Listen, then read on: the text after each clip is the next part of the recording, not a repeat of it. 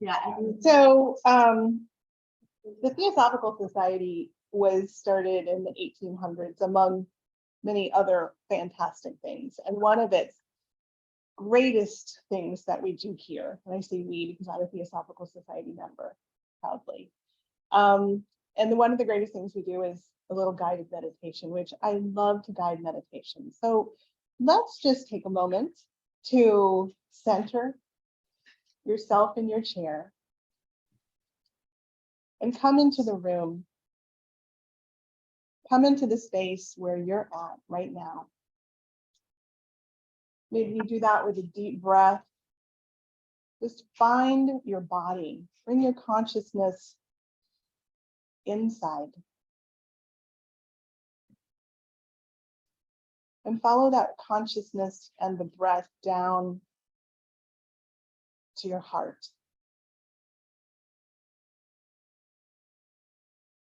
And follow that down to your root. It doesn't matter whether you know what that means or not. It's part of this talk is to just open to the new ideas that are present for you now. And take another deep breath and open the belly muscles and follow that breath down to your feet.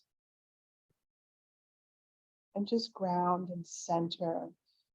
You can imagine roots if you like. Allowing you to ground and be here now.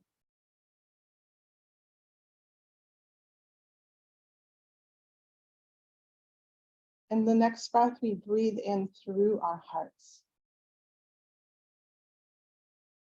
And we open to the guides that want to join us today for our highest and easiest, best and greatest technology connections too, please. We invite Hilma to join us. The presence of her to lead me in the discussion of her truth.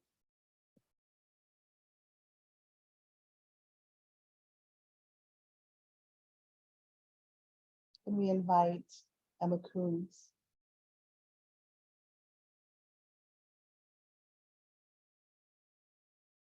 And the women and men that started, the masters that started the Theosophical Society, that led us to this place here now, with their insights. And I ask to be a vehicle for that truth as well.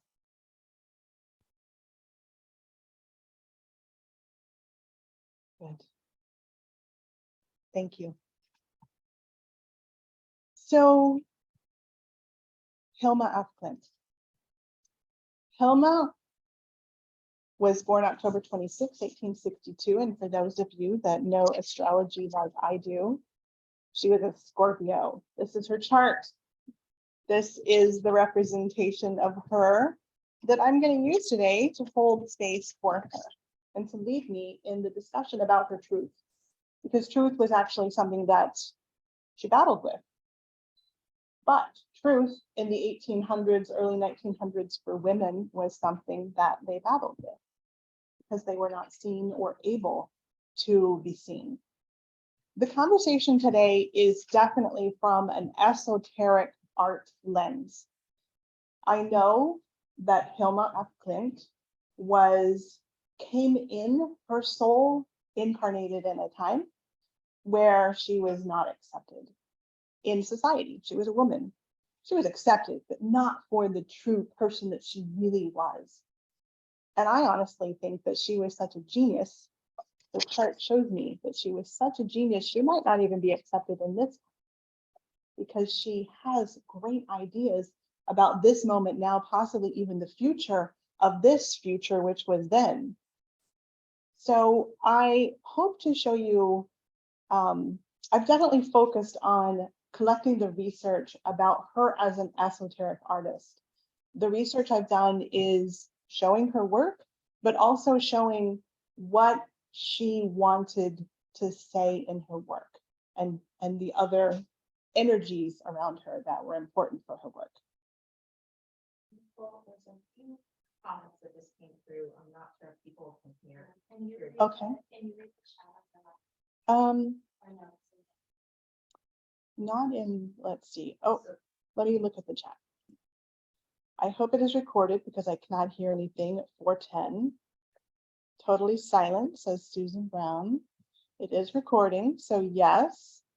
Someone says, I can hear. I can hear. So I think, Susan, you're having trouble hearing, but it sounds like other people can hear.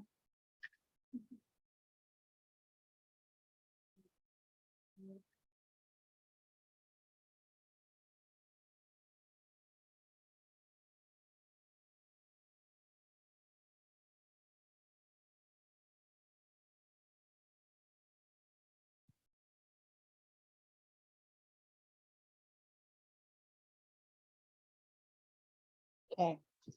So I'm getting a couple nods that everything is okay for others, that you can hear okay on Zoom. Thank you, Jack. Thank you, Mary. I saw your head nodding earlier. Okay.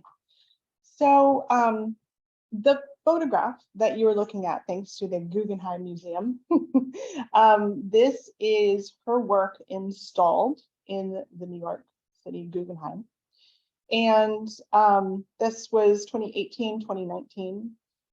I'm going to talk a little bit about the temple that she had imagined her work being in, but hold on to this picture in your mind. And you're looking at the Swan series, which we're really going to dive into in this talk.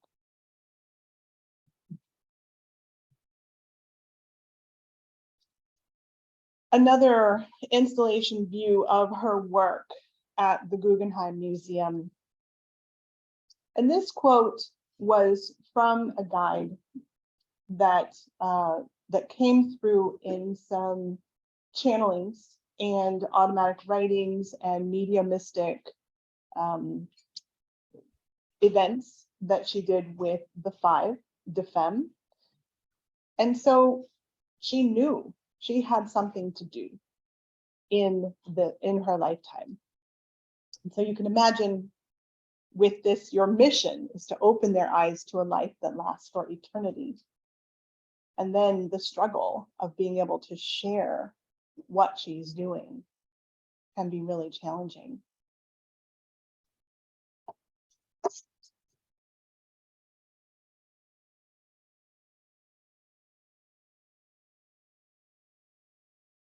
And this entry was from November 4th, 1906. The series that you're looking at is called The 10 Largest, and they are large scale. You can see with the reference to the people there that they're 10 feet by 8 feet wide.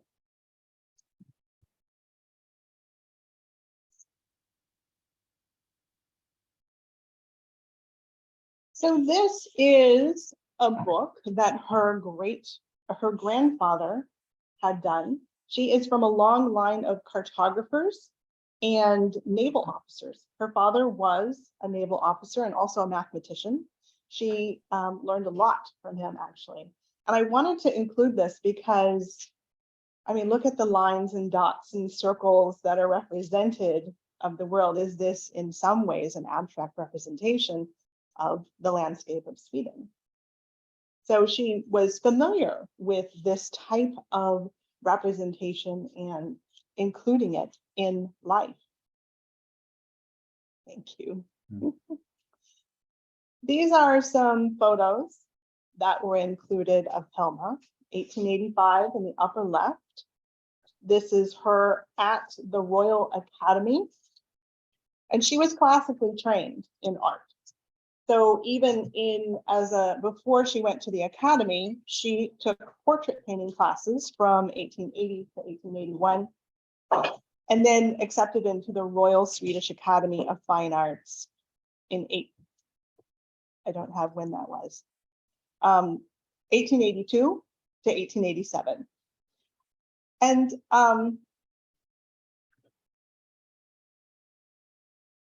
there's a pop-up on my screen that I'm just making sure. I don't know what to do with that, so I'll close it. So just to give you some context, women couldn't take art classes in Sweden until 1864. And she was one of the first generations of women to be able to go to the Royal Academy of Fine Arts.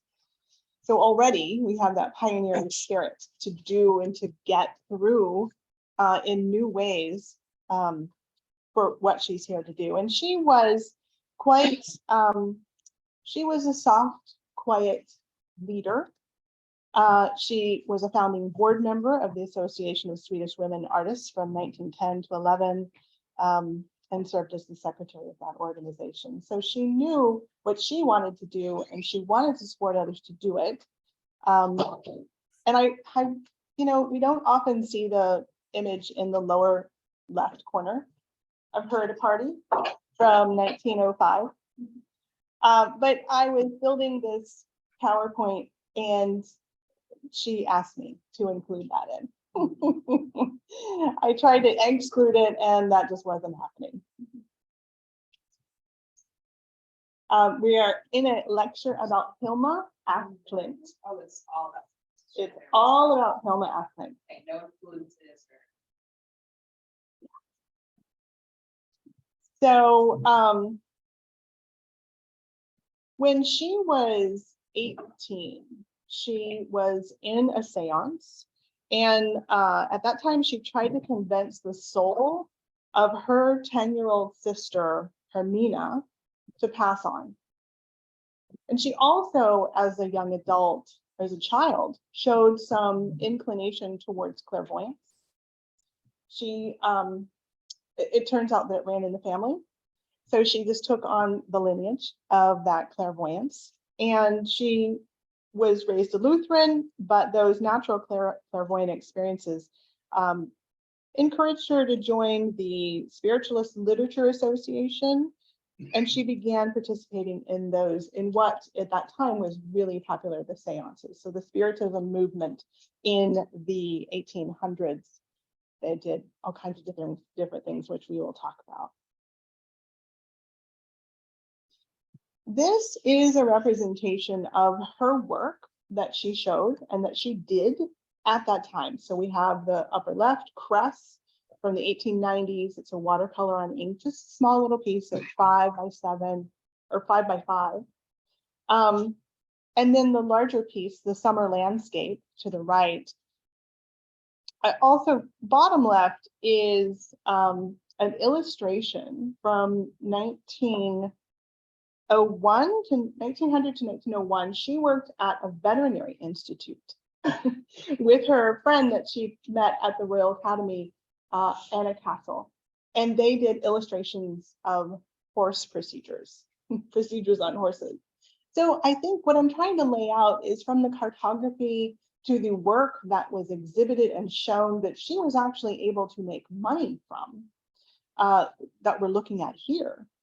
These are, not only was this naturalism and realism more popular at the time, this is what was accepted by women at that time period.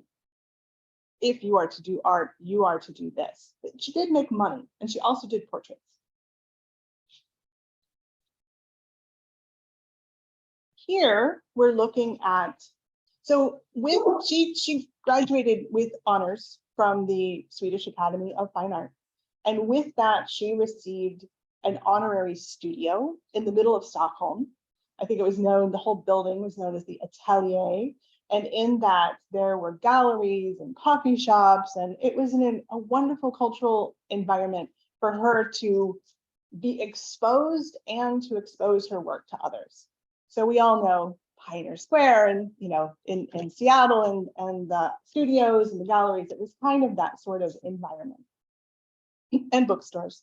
So these are some of the artists that were her contemporaries. We're looking at, you know, I know we all know that Vincent van Gogh was not known well throughout his lifetime, but the last couple of years of his life, 1888 to 1800, he did become well known. That's sort of right before he killed himself, you know, when he really started to be seen. So she would have been familiar with these artists that were pushing the boundaries of that realism and naturalism. And then to the right, the screen, Edvard Munch was a Swedish artist. So he was actually shown at the gallery that was right, it's called the Theosophical Gallery, and I apologize right now if anyone here, my accent for Swedish is not good. So we'll go with the Theosophical Gallery. And it was right there in her building, in the atelier. So she was familiar with this work that was post-impressionism. And then to the bottom left, we have Ernst Josephson Gaslia, again. I'm sorry for mispronouncing that. And then Tyra Klint, this is a crop, a detail of Tyra's work to fit on the screen. Because I don't want to talk about them as much as the symbolist artists that were influential for her. And you'll see that symbolism in her work. The 1800s, early 1900s, the Golden Age, the Gilded Age, was incredibly transformational time. So 1864, James Clerk Maxwell presented the dynamic theory of electromagnetic field. 75, the Theosophical Society was founded by Madame H.P. Blavatsky and Colonel Alcott. 1879, Wilhelm Wundt opened the Institute for Experimental Psychology at the University of Leipzig. This was a new field, psychology, going in to understand about yourself and how you've been formed. February 86, Nikola Tesla received the US patent for the electric arc lamp. November 1886, Heinrich Hertz became the first person to transmit and receive controlled radio waves. In 1903, Carl Jung published On the Psychology and Pathology of So-Called Occult Phenomena. From the idea of the first light bulb to understanding that there are radio waves, to the idea that there's other archetypes inside of me, is what was happening at the time, in addition to the continued oppression of the sexes. So she's here at this time, there's all of this stuff going on. There were other artists that were also experimenting with abstract art. And I know that there's a big to-do about whether she was first or whether somebody, granted, the pioneers of the abstract world, we're finding now, we're rewriting art history and saying that, well, there were actually other people that did abstract art before Vasily Kandinsky. And so she was one of them. Were there others? Yes. Today, the talk is about Hilma, and I don't want to get into the competition of that, but show you the references that all of those artists had on their desk, their nightstand even. And so Thought Forms is the book that's represented on the top. Both pages to the right of the Thought Forms cover are representations of what it was talking about. And so Thought Forms was created, it's a Theosophical Society text created by Annie Besant and C.W. Ledbetter in 1905. So adding that to all of what's listed below, opening up the ideas of how emotions have colors. And all of the colors listed in the center panel, at the bottom, their emotional states are attached. So this is the idea that a lot of artists were starting to explore at that time. So I just shared the external, how she presented to the world who she was. The external of how she was formed by Naval Academy, Royal Academy, the teachers, the artists. And now we go to the other side that's a little more less known. We enter into the esoteric, the occult. Because as a Scorpio, a fellow Scorpio, Hilma was into the occult. But it was because she felt things, she knew things. She was able, as a medium, to express to her younger sister who had passed, it's time, it's okay to go on. And so another thing that she did was started a group called The Five, the Femme. which I think is really interesting. DEFEM is the Swedish way to say the five. And we think it has to do with feminism. No, it has to do with just, it's called the five. And so the five were five women that got together, Anna Castle from the Royal Academy, and also Cornelia Cederberg, Sigrid Hedman, and Matilda Nilsson, and of course, Hilma af Klint. So those women were the key members for the five, and they got together, and everyone had a part of what they did. They were all a part of the Edelweiss Society, which is basically the Theosophical Society in Sweden. And Hilma was one of the first members of the Edelweiss Society. She was very excited about this. She was familiar with the books and the works of Blavatsky and obviously the thought forms. So she was eager to be a part of this community and created her own community, because even though she was playing in that realm in those organized places, she felt like there was something else that she wanted to do. So they got together and they did automatic drawing, automatic writing, they did active channeling, they used Ouija boards, they had seances, which were very popular at that time. The Spiritism movement was alive and well. Meditations, prayer, and reading from the Bible. So different from what the New Age is now, but they were the beginning of the New Age. So they opened each meeting with a prayer. They followed by a little meditation. They did a Christian sermon and a review and analysis of a text from the New Testament. This was every meeting. They opened it that way. And then that would be followed by a seance, where that seance would include these automatic writings that we see on screen and many other ideas and techniques. So they were connecting with the high masters. They transcribed the messages from the high masters. They were opening to new ideas, like the new radio waves of communication in art, and trying to keep those. They were trying to translate those for us. And they all participated in the work, and they called them the masters or the spiritual beings, and what we might call guides today. And their names were Teohachis, Amalio, Ananda, Clemens, Esther, Jorg, and Gregor. There may have been a few, but these are the ones that named themselves through this work. And she wrote, they were an exalted and holy brotherhood, known to all mystics who participate in the evolution of the world. The high masters fill the entire universe, and she was connected to them.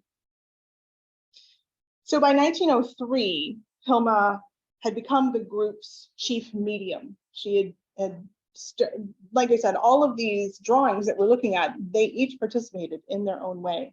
But she became the chief medium, and in 1907, she received that she was supposed to be the leader of the group.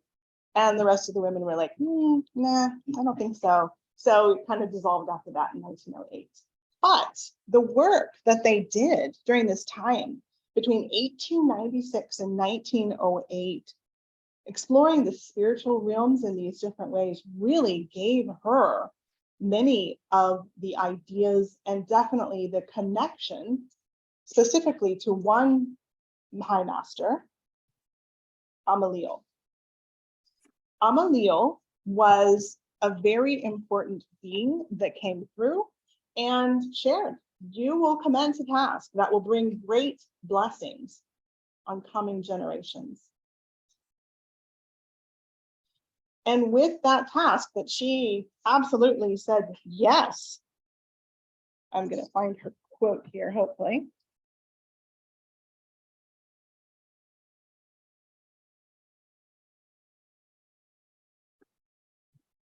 Amalio presented me with a task and I immediately said yes. The expectation was that I would dedicate a year to this task. In the end, it would become the greatest work of my life. So it took more than a year, from 1906 to about 1915, is what she spent on the body of work that was called the Paintings for the Temple. So remember I talked about the temple early on? She had envisioned and she'd seen that these paintings that she would create would be part of a circular temple. And I just get chills thinking about them in the Guggenheim, which is a circular museum. So she created 193 paintings. There in her archive, there are about 26,000 pages of handwritten notes, of which we will be looking at some of that information that I've captured. So leading up to starting the paintings for the temple, a co-creation with spirit of the immortal aspects of man. She took a 10-month period where she lived a more ascetic life. So she, I'll read instead of coming up with it. It involved prayer and fasting, whatever else ascetic means for you probably. So she began it in November 1906 at the age of 43, and she would create preparatory paintings that were channeled through her as preliminaries, and then she would start to paint.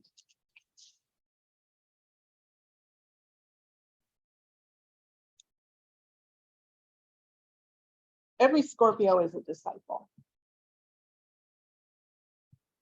And she was definitely a creative disciple. The disciple is someone that's dedicated to their own path. A disciple is someone on the path. Yeah. So there's enough that goes on in everyone's life, no matter your sun sign, that, you know, at some point you come to the recognition that my truth has to be shared. And whatever that is, all of the work that gets to the facts of what is my truth, that is discipleship. And she was definitely a creative disciple. So she was only 5'2", so she was little, but this quote, "I am so little, so insignificant, but inside me there's a force that won't let me rest and makes me always move forward without allowing me to retreat." Was that Amelie? Was that something bigger? I think she was connected to whatever it was, and she was allowing it to express through her. And the next quote on your screen here, "The pictures were painted directly through me, without any preliminary drawings and with great force. I had no idea what the paintings were supposed to depict. Nevertheless, I worked swiftly and surely without changing a single brushstroke." So she gave her body over as a channel will and allowed the work to flow as she moved. And if you think about creating, the artist in the room, or even anyone who's made anything, working on something that is 10 feet tall by 8 feet wide, it is a very physical, visceral experience to work on something so large. And you are allowing yourself to be moved. And she created the painting. Now this is a crop and a detail that we see on the screen. It's a 10-foot by 8-foot piece. And this is one of the 10 largest. It's called Old Age. And she worked in series. So she would start with childhood, youth, middle age, or adulthood, and then old age. And she created 10 of the 10 largest. So, and then I thought, you know, it's really interesting to include the bottom quote. "It was not the case that I was to blindly obey the high lords of the mysteries, but that I was to imagine that they were always standing by my side." Because later in her life, she connected with Rudolf Steiner, and Rudolf Steiner was a part of the Theosophical Society and then created the Anthroposophical Society. And he had different ideas about what she should and shouldn't do regarding that, giving yourself over to spirit. And so I wanted to just include that quote, that it wasn't that they were coming through her. There's a lot, I mean, how do you talk about these things anyway, right? So, but she did a wonderful job of providing and writing everything down. She didn't write down as much about her personal life that we have now, or that has been explored in her archives, but she really did explore what was happening in the spiritual work and the creation of her art.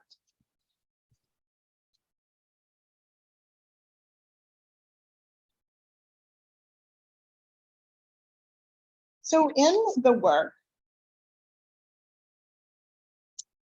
we're going to go into a language of symbols.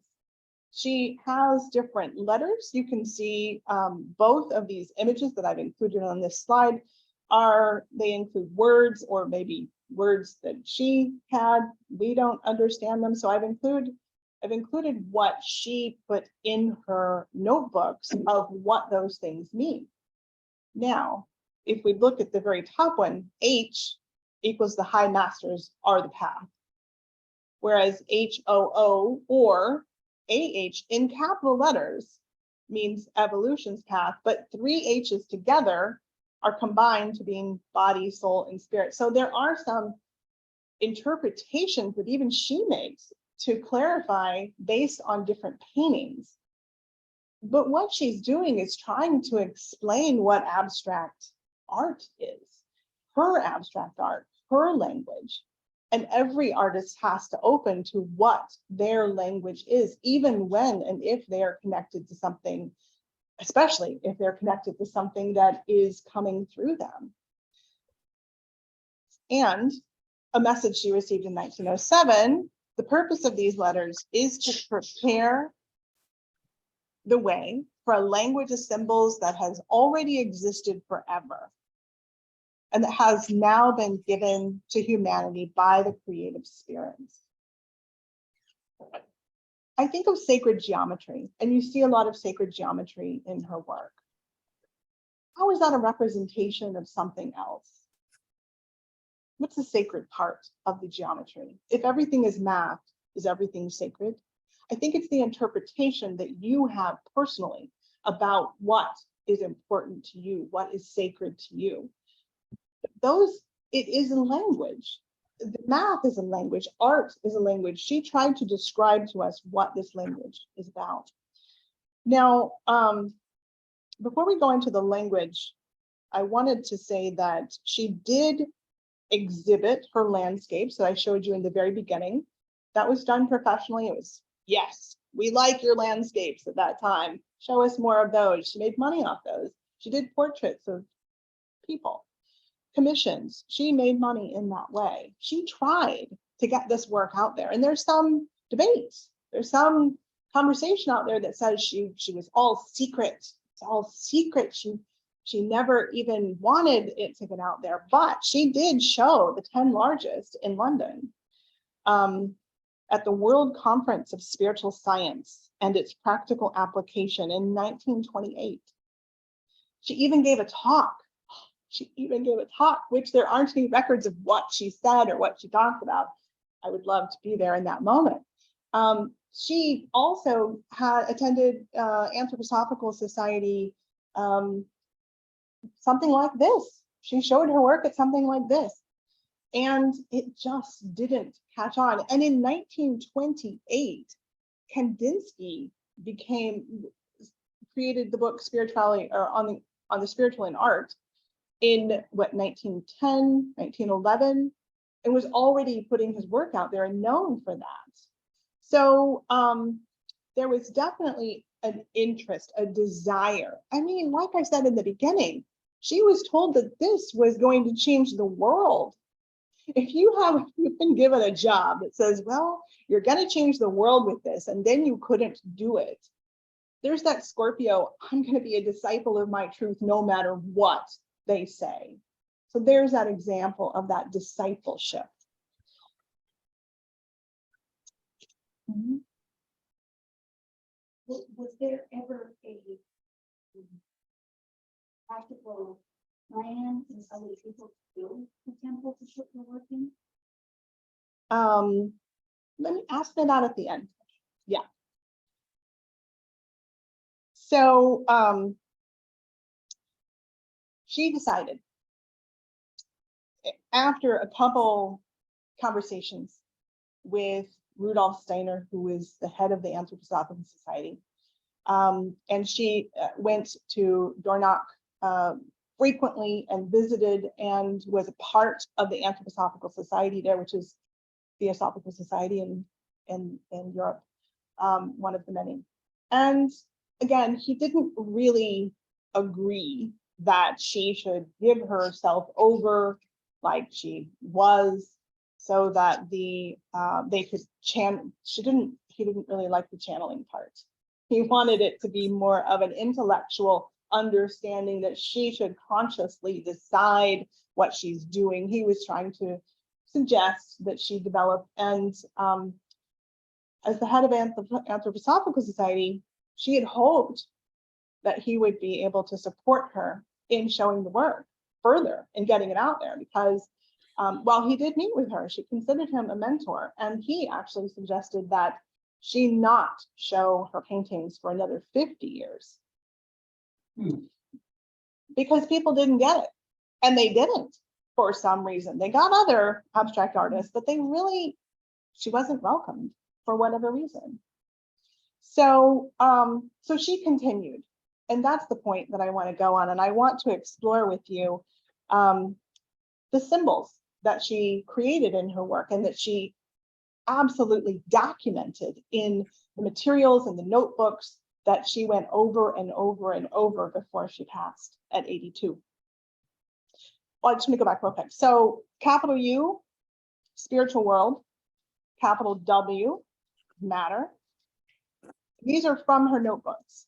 There are other references that say certain colors. I think that there are assumptions in some other references.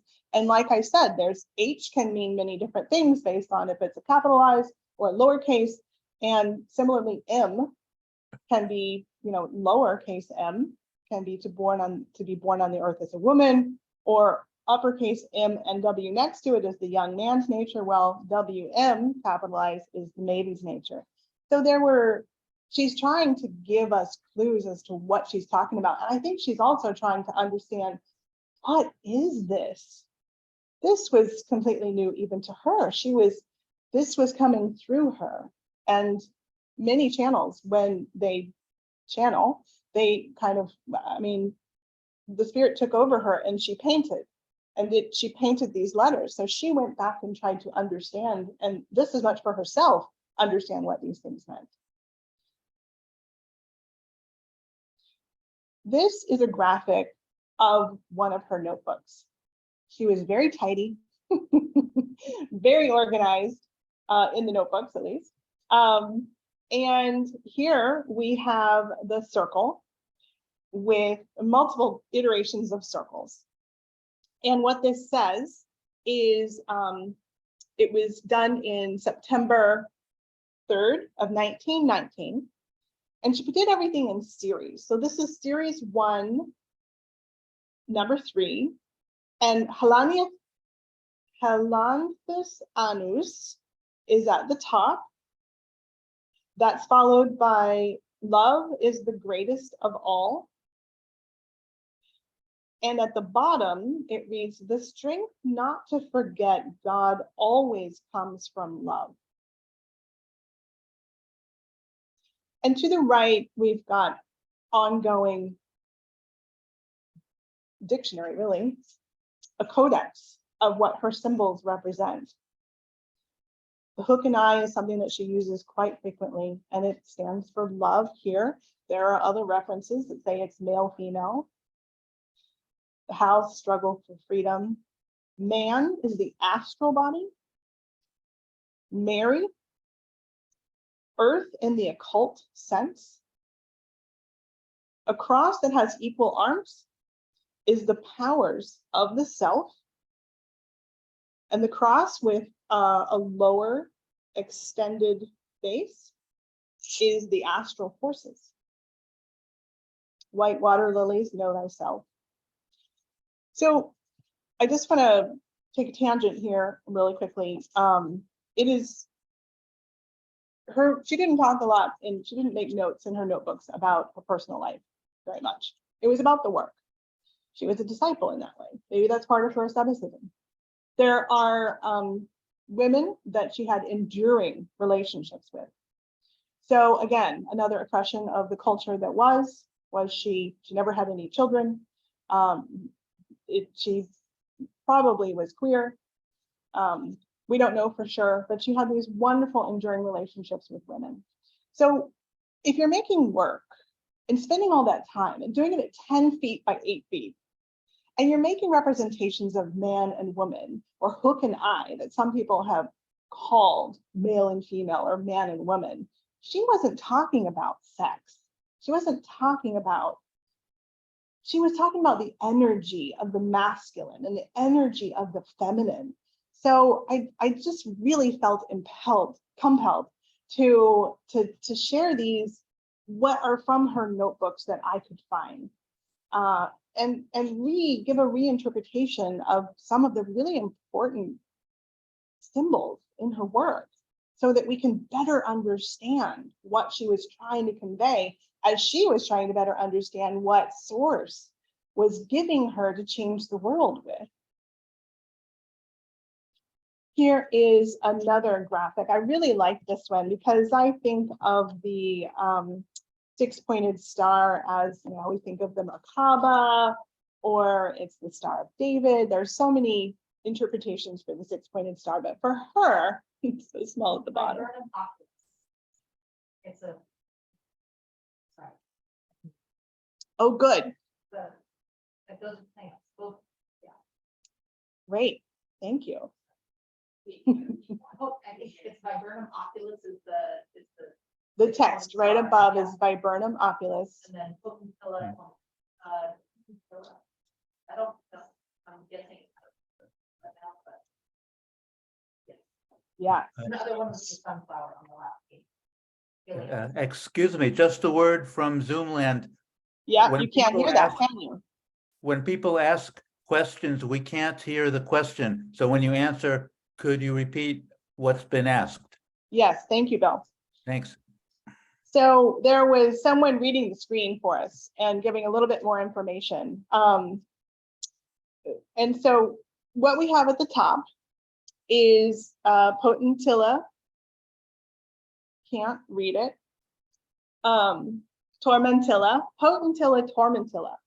And basically what she is representing as those in that square is innocence. Unschild, I sound German. I'm horrible. I'm sorry.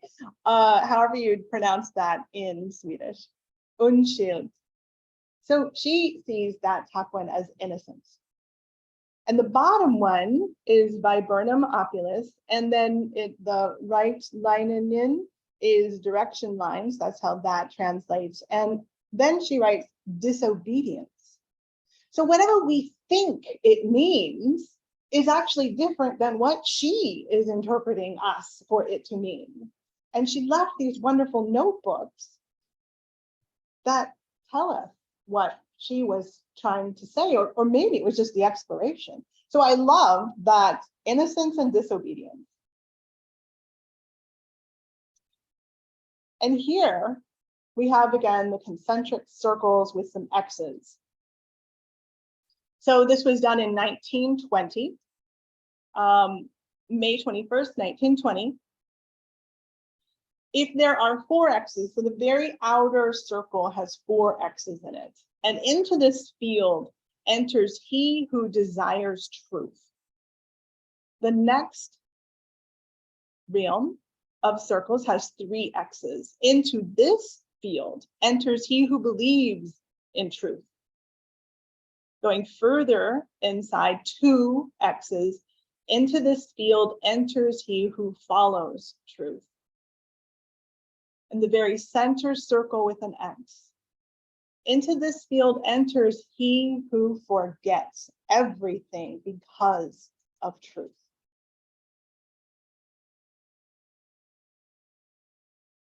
And on the right, she interprets the circle as oneness, the eternal. The vesica Piscis is the circle that's overlapping in the center. Unity, creation, and sacred geometry. Many of these we understand in the work that we study that has sacred geometry. If you've done any work with sacred geometry and relationships to it and understandings of it, it's similar. Here I want to point out some of her colors. There's another screen that talks about her colors because color is a really important part of her work, beautiful part of her work. Brown is a color of unrest. A bluish pink color is trusting in previous incarnations. Of course, she's going to believe in multiple incarnations, right? And the green is oneness, integration, and the soul.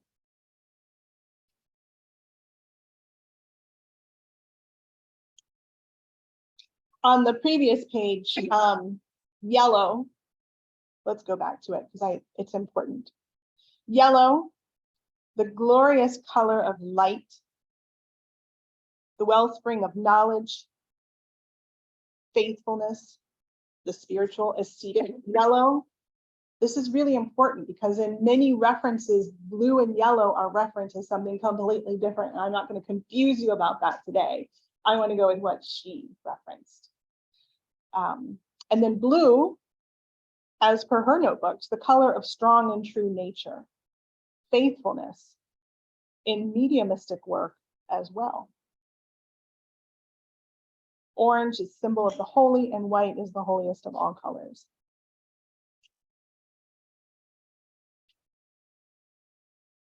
So the one thing that Hilma did really beautifully, from my perspective, is that she created work that was in series, and she tells the story. And if we start to just open, I mean, you don't even have to have those references to the colors to really open to what it is that she is doing. You can see there's a lot of symbolism in her work, but knowing what she has decided it means is really important too. But she worked in this series, so this is 8 pieces of a series of 24, and I found each one and included all 24 so that we can just start to see how she broke down. Every single one of these images is an interpretation of balance, unity. Is it swans? Are the 2 circles of the Platonic solid that is a square? Is that number 8? Is number 8 the same as number 1? In some way, in her mind it is. And so we start to understand more about her dialectic in art by understanding this series. It's really beautiful the way that she did this. And also these, again, are her words, that the swan is the union of opposites. I honestly can't remember. I think that I pulled the creature of 3 worlds, that idea. That might not be an exact quote from her notebooks. That might be something else that I pulled in that I thought was important, just to clarify what utmost integrity here.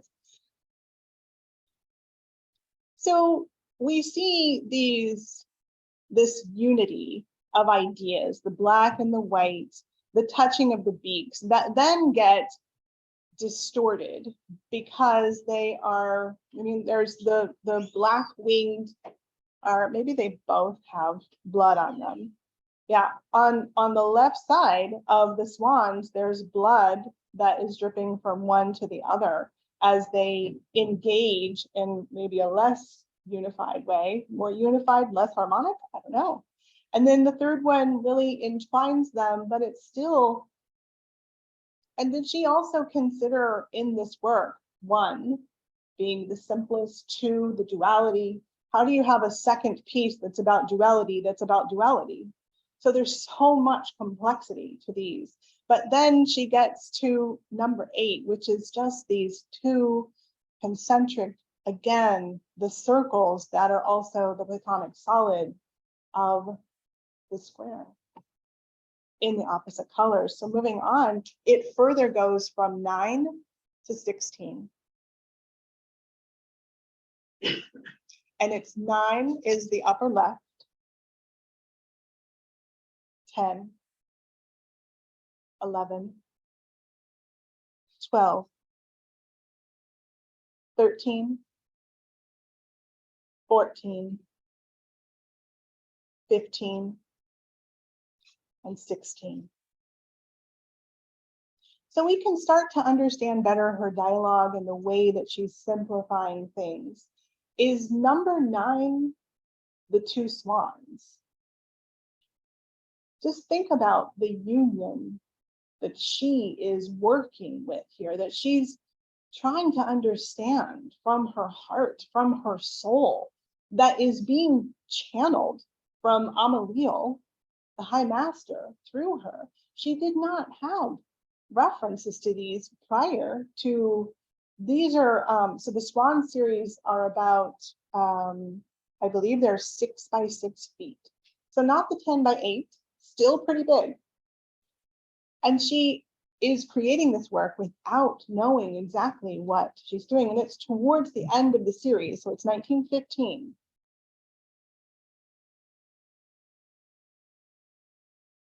And then the final of the 24 in the Swan series is here. Again, top left, bottom right, in order. And she brings in some new dialogue here with the shell. Are there new colors? And she ends with the swan again. And what you can't see is the beak. The beaks that are coming together in the very center are holding the hook and eyelet in yellow and blue. And it's easy. That's why I really wanted to share what her words were, because it's easy to say masculine and feminine, man and woman. That's just easy. It's too easy. This work is complex. With the very way that she created it is so complex, and it's really beautiful. And so if we just think about what it is that Source, these high masters, were trying to convey through her, and the fact that they were the paintings for the temple. What is the temple? When is the temple going to be built?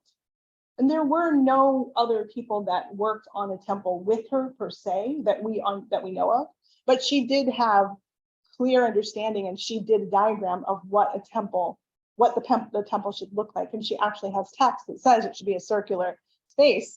So again, the Guggenheim was just a perfect place, an obvious place. Maybe she saw that. She probably saw that. But what is it that we can understand further as we break this down? What do we need to know about ourselves now? If these are the paintings for the future, we are the future.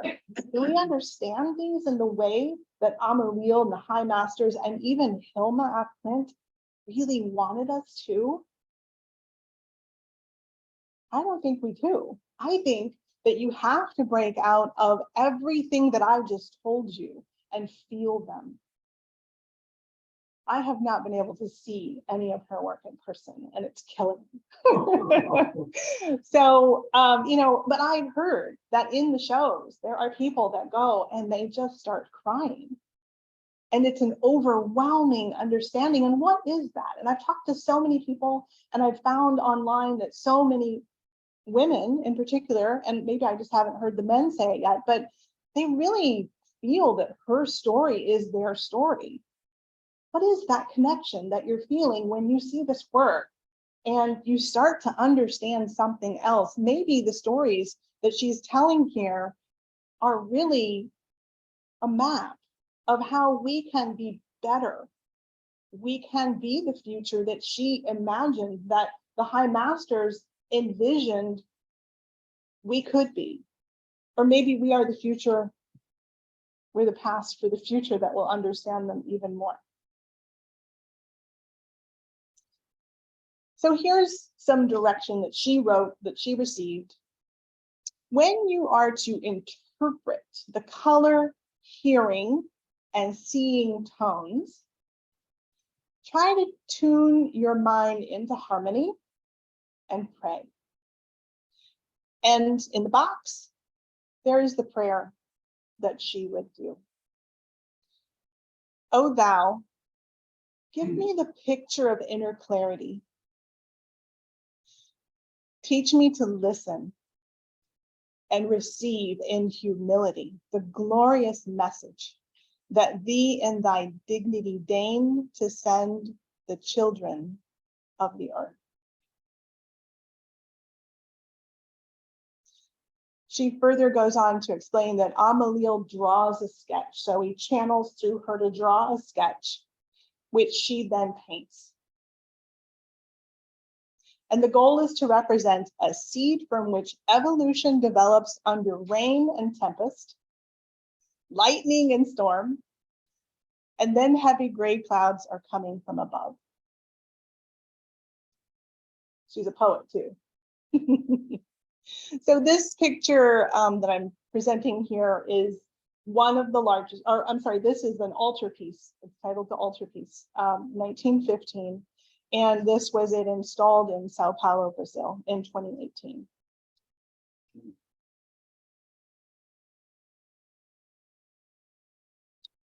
So